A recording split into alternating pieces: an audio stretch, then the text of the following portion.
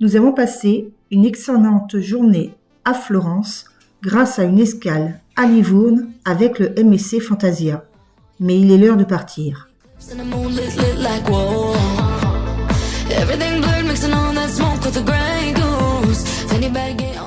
Grâce à notre bon positionnement sur le pont arrière du bateau, nous aurons une magnifique vue sur les quais et la ville.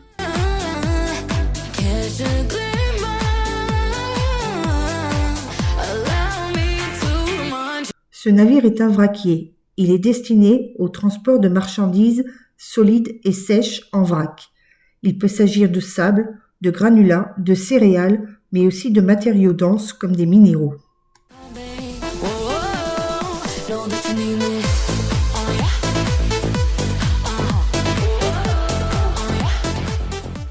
Le Red Opal est un chimiquier, un navire-citerne conçu pour le transport de produits chimiques en vrac.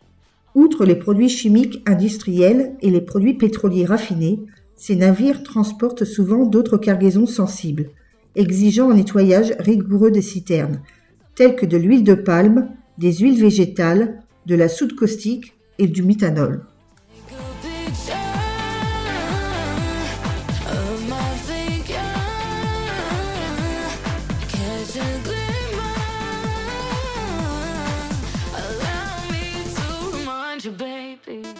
Le Capraia est un oil product tanker, c'est-à-dire un pétrolier, et navigue sous le pavillon de l'Italie.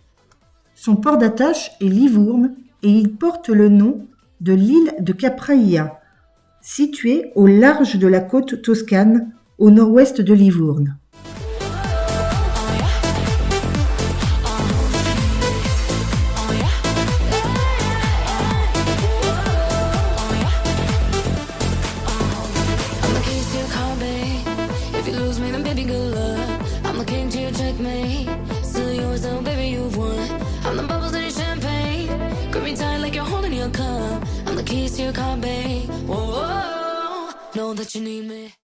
Au loin, nous voyons arriver un bateau pilote.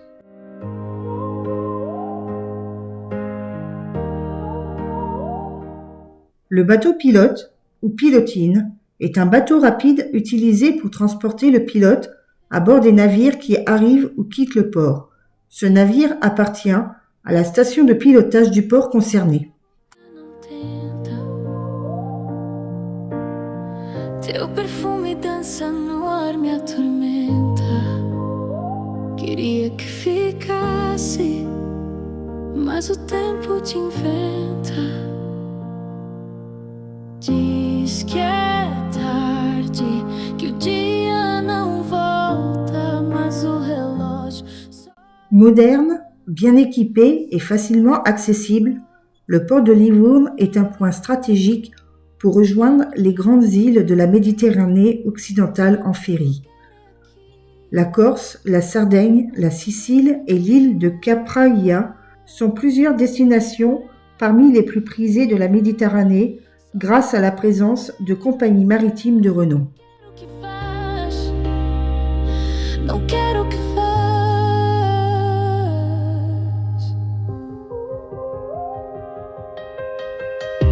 Sombra na parede me consola, mas o vazio no sofá sempre me enrola.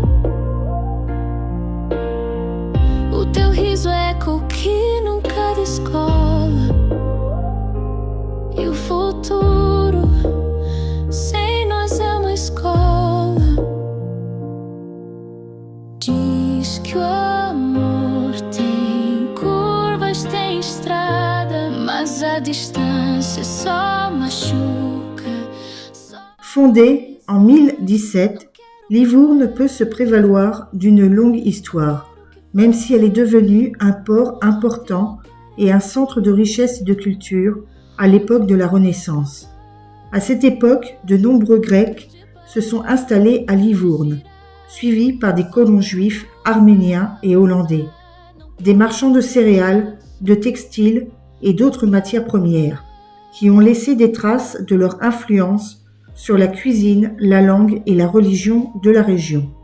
Aujourd'hui, Livourne conserve son charme traditionnel et attire les visiteurs d'ici et d'ailleurs grâce à ses bâtiments historiques et sa situation paisible.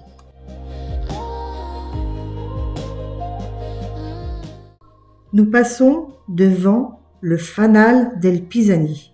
Le phare originel a été construit par les Pisans en 1303.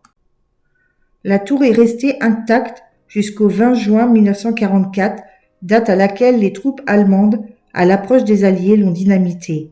Le phare a été reconstruit en juin 1954, selon le projet initial avec des matériaux récupérés des ruines.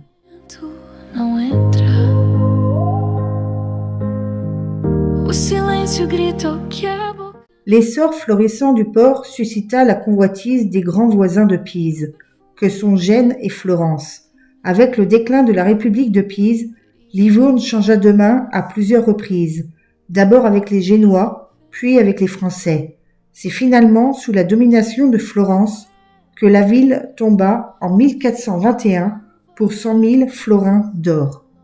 Dès 1860, l'histoire de Livourne se fondera sur celle de l'Italie avec la proclamation de l'unité italienne. Teu lugar é aqui, onde o mundo é capaz de parar, de girar, só pra nos abraçar. Não quero que vás, não quero que vás.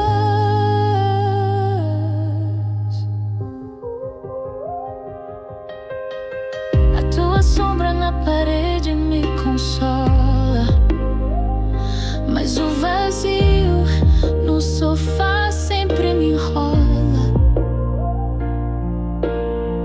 O teu riso é eco que nunca descola, e o futuro sem nós é uma escola.